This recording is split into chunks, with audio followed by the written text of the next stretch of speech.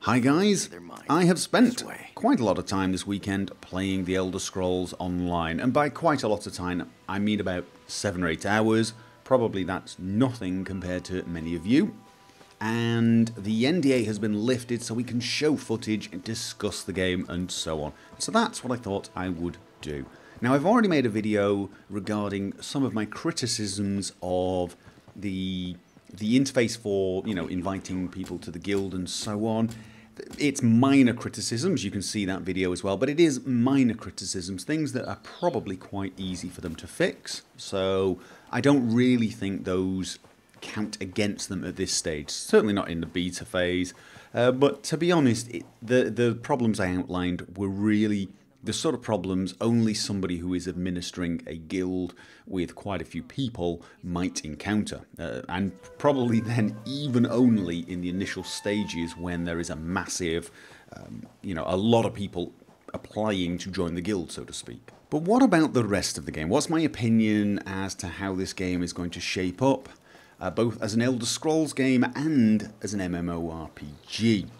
The first thing I'm going to tell you straight off is if you're going to get this game hoping for another Elder Scrolls experience, don't. Honestly, the Elder Scrolls thing is a flavour on top of an MMORPG, and MMORPGs are their own thing. They're completely different to single-player fantasy games, especially the sort of games like the Elder Scrolls. They're almost nothing like it in the way they play and feel.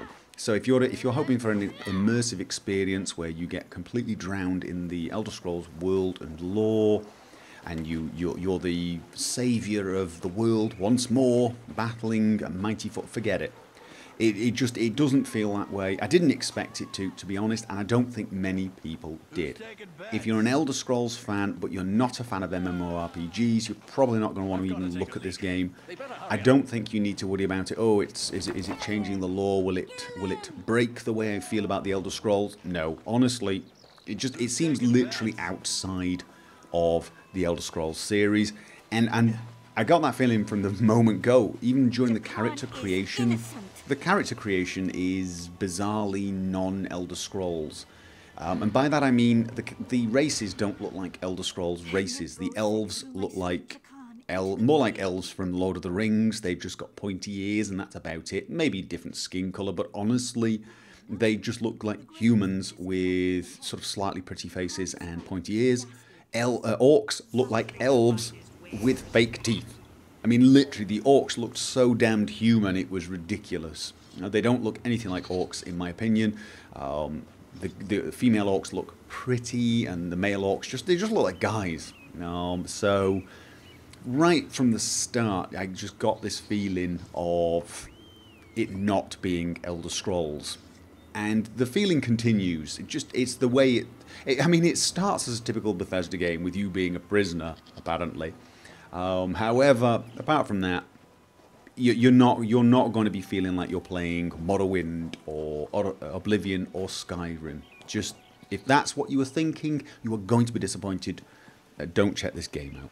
The game is an MMORPG through and through. It feels like it. It plays like it. There's no getting around that.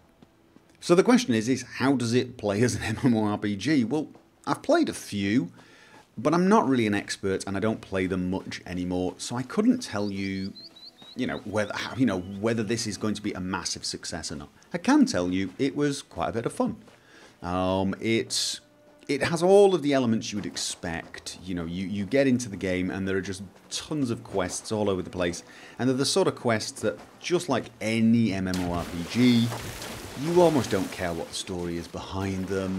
There is a story.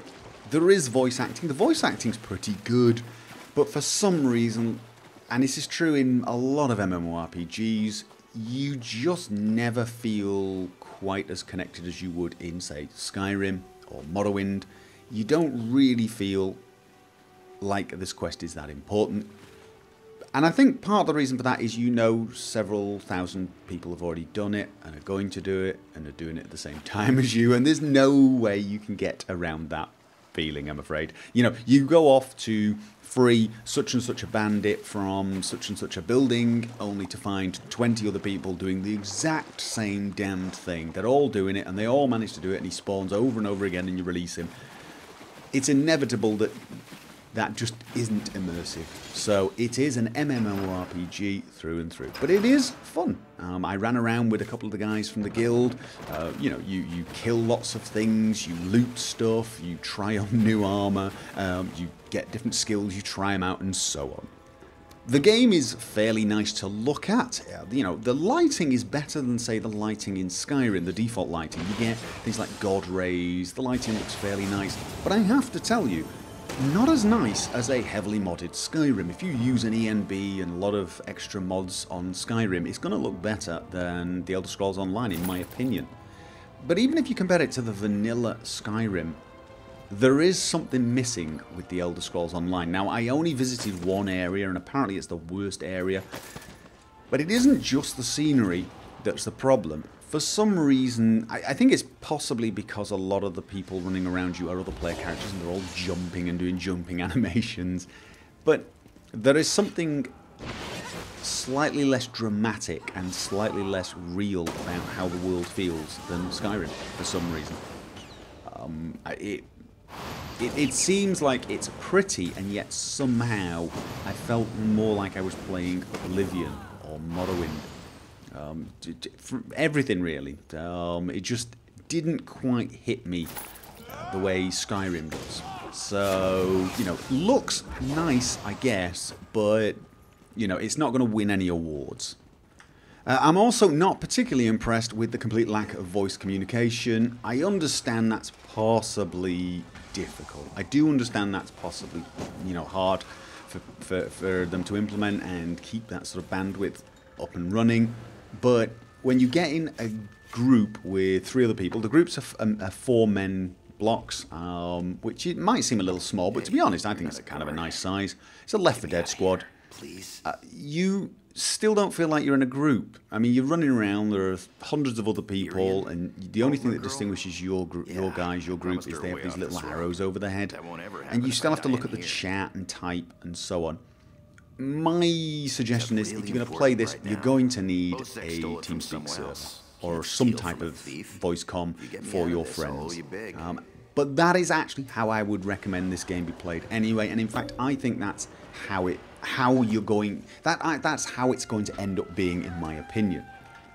But I'm not going to lie, I think it was a mistake for them not to add some basic form of voice communication, at least at the group level. It didn't have to be very high quality, but I think that would have helped build, well, community cohesion. As an MMORPG, this game is going to make it or break it based upon whether people want to come back and keep playing, and the biggest incentive for that is going to be friends. That is it, the end. I mean, I'm still playing games like Left 4 Dead 2, and the reason I'm playing them, friends. I've got a group of friends who play it, we enjoy playing it. There's 4 of us, we get on, we chat, we talk, we don't get immersed in the game.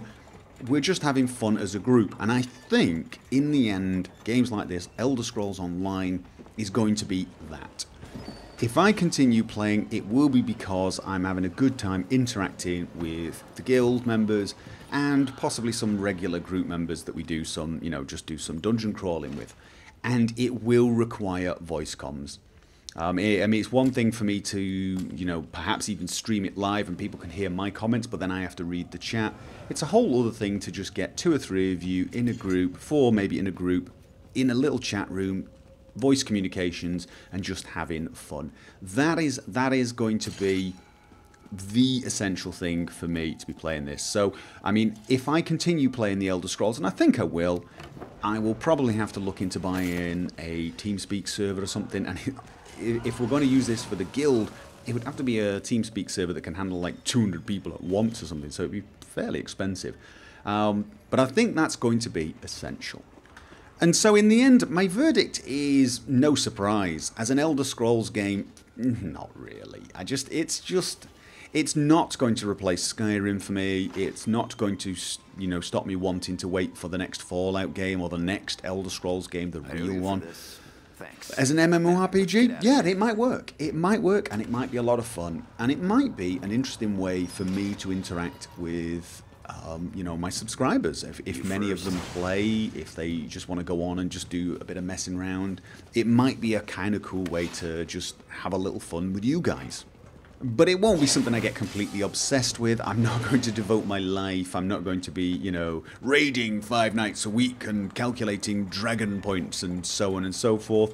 And it will not affect the videos I make about other games, not even slightly. In fact, I actually think this is one of those games where I probably won't make that many videos. I mean, if I do play it regularly, perhaps there will be a weekly, you know, this is what happened in our guild video, who knows.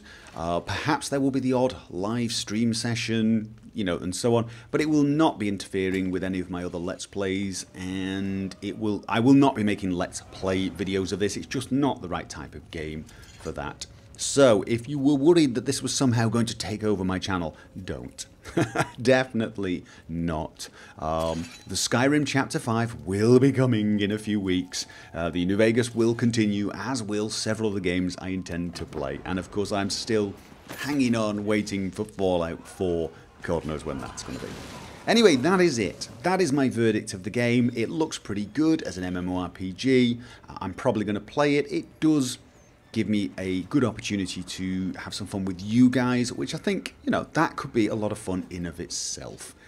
Oh, and I did see a section that said add-ons, which perhaps means there's going to be some modding possible. That, of course, would be a little bit more interesting for me, but that's a completely different story, I guess. Okay, guys, that is it. That is my opinion of Elder Scrolls as it stands, Elder Scrolls Online as it stands, and make of it what you will, and I will see you guys next time.